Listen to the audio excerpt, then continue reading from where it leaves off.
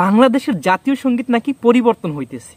আলহামদুলিল্লাহ, আমরাও মনে করি যে এই বাংলাদেশের যে জাতীয় সঙ্গীতটা রয়েছে এটা পরিবর্তন হওয়া দরকার। কারণ দীর্ঘদিন যাবৎ আলেম ওলামারা মানে মুখের ফেনা উঠে লাইতেছে এই সঙ্গীতের ভিতরে কিছু ভুল কথা আছে, শিরকি কথা আছে, এই কথাগুলো ধরিয়ে দিয়েছে। এর কারণে অনেক আলেম ওলামাদেরকে জঙ্গি পর্যন্ত বানিয়েছে। বিশেষ করে এই সঙ্গীতটা লিখেছে একজন হিন্দু লোক, আর হিন্দু লোকের আকীদার ভিতরে শিরক থাকবে, এটাই তো স্বাভাবিক। ভাই দেখেন, এই সঙ্গীতটা এরকম আহামরি এই সঙ্গীতের ভিতরে কিছু নেই যে এই সঙ্গীতটা পরিবর্তন করা যাবে না। একটা জাতীয় সঙ্গীত, একটা দেশের জাতীয় সঙ্গীত এরকম হওয়া দরকার যে সঙ্গীতের ভিতরে তাওহীদ থাকবে, রেসালাত থাকবে। দেখবেন এই সঙ্গীতের ভিতরে কোনো তাওহীদও নাই, রেসালাতও নাই, আল্লাহর প্রশংসা নাই, নবীর প্রশংসা নাই, কিছু নেই। যাক, এটা বাদই দিলাম, বাদ দেওয়া যায় না, তারপরও আপাতত রাখলাম। দেখেন, তারপর একটা সঙ্গীতের ভিতরে দেশপ্রেম থাকা দরকার। এই সঙ্গীতের ভিতরে কোথায় দেশপ্রেম? আপনি বলবেন যে না, আমার সোনার বাংলা, আমি তোমায় ভালোবাসি, এইটুই দেশপ্রেম। ভাই কিসের বাংলা? কোন বাংলা? এপার বাংলা না ওপার বাংলা? বাংলা বলতে কি বুঝাইছে? কোন বাংলা বুঝাইছে? দেখেন, বাংলা বলতে এপার বাংলা ওপার বাংলা দুইটা ভাগ আছে। এছাড়াও বাংলা ভাষাভাষী অনেক দেশের ভাগ আছে, কিন্তু তো কোন বাংলাকে উদ্দেশ্য করেছে? এইটা সঙ্গীত হইতে পারে না ভাই। একটা সঙ্গীতের ভিতরে তাওহীদ থাকবে, রেসালাত থাকবে, দেশপ্রেম থাকবে, এবং দেশের যে সৈনিক আছে, দেশের যে প্রশাসন আছে, তাদেরকে নিয়ে এরকম কিছু কথা লেখা থাকবে, বা এরকম কিছু স্পিরিয়া জোগানো থাকবে, যেই সঙ্গীত শুইনা যারা সৈন্য আছে যে কোনো যুদ্ধের ময়দানে ওই সঙ্গীত শোনার সাথে সাথে মানে সঙ্গীত শুনবে আর যুদ্ধের ময়দানে ঝাঁপিয়ে পড়তে পারে, এরকম একটা স্পিরিয়া থাকা দরকার। ওই সঙ্গীতের ভিতরে লিখা কিছু থাকা দরকার, যেটা শুই না মানে এরকম যুদ্ধের ময়দানে ঝাঁপিয়ে পড়তে পারবে, শরীরের পশম দাঁড়িয়ে যাবে। আর আপনার যে সঙ্গীত, জাতীয় সঙ্গীত, আমার সোনার বাংলা, আমি তোমায় ভালোবাসি, কিরকম যেন রোমান্স কিছু কথা আছে। যাই হোক, এটার ভিতরে শিরক আছে। এটাই হচ্ছে সবচাইতে মূল, যে এটা চেঞ্জ করার জন্য যেটা দরকার সেটা হয়েছে এটার ভিতরে শিরক আছে। ভাই একটা কথা বুঝে আসে না আমার, যে একটা দেশের মানে জাতীয় কবি মুসলমান থাকা সত্ত্বেও একটা দেশের জাতীয় সঙ্গীত মানে হিন্দুর হয় কিভাবে? আর যেই হিন্দু, এই রবীন্দ্রনাথ কখনোই বাংলাদেশের পক্ষে ছিল না, কখনোই ছিল না।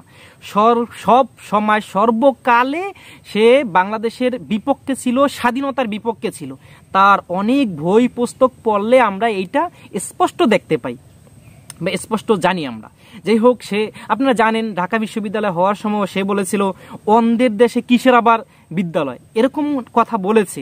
এটা আলেম ওলামারা অনেক সময় বইলা থাকে। তো এরকম কথা অসংখ্যবার সে বলেছে। বাংলাদেশের স্বাধীনতা বিরোধী অনেক কথা সে বলেছে।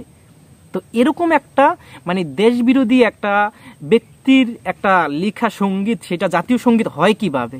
আর এই দেশে আবার ইসলামিক আপনার মুসলিম কবি থাকতে, দেখেন আমাদের যেই কাজী নজরুল ইসলাম, দেখেন নজরুল ইসলামের অনেক কবিতা রয়েছে যেগুলো শোনার সাথে সাথে শরীরের পশম দাঁড়িয়ে যায়। এরকম কিছু থাকা সত্ত্বেও এরকম একটা শিরক যুক্ত একটা কবিতা কিভাবে দেশ মানে আপনার জাতীয় সঙ্গীত হয়ে যায়? আর কবিতা ছিল না?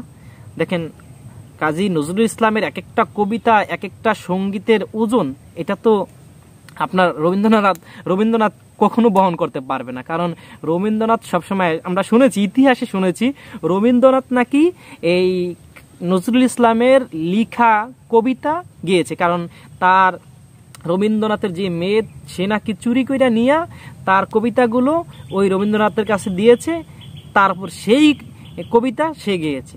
তো এই যে নজরুল ইসলামের যেই লেখা কবিতা বা লেখা সঙ্গীত, এটার সাথে এই আপনার রবীন্দ্রনাথের কবিতা বা লেখা সঙ্গীতের কোনো তুলনাই হয় না ভাই।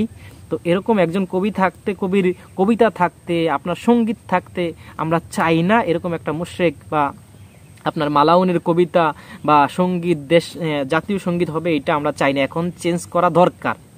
তারপর দেখেন, আমাদের বর্তমানের যে কবি আছে, কবি মুহিত খান, তার অসংখ্য কবিতা রয়েছে যেগুলো শোনার সাথে সাথেও দেশপ্রেম, তারপর আপনার দেখেন তাওহীদ, রেসালাত, দেখেন একাত্মবাদ, এগুলো আমাদের অন্তরে জেগে ওঠে। এরকম কিছু কবিতা জাতীয় সঙ্গীত হিসাবে চয়েস করেন, এটাও আমরা নিষেধ করব না বা এটাও আমরা সমর্থন করব।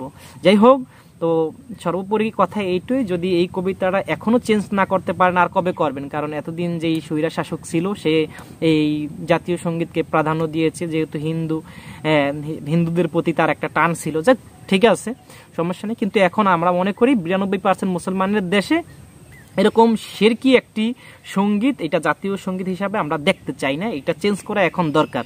যাই হোক দর্শক, আপনার মূল্যবান মতামত অবশ্যই আমাদের কমেন্ট সেকশনে লিখে যাবেন। ভিডিও শেষ করে দিচ্ছি, দেখা হবে পরের কোনো ভিডিওতে। ভালো থাকবেন, সুস্থ থাকবেন। আসসালামু আলাইকুম ওয়া রাহমাতুল্লাহ।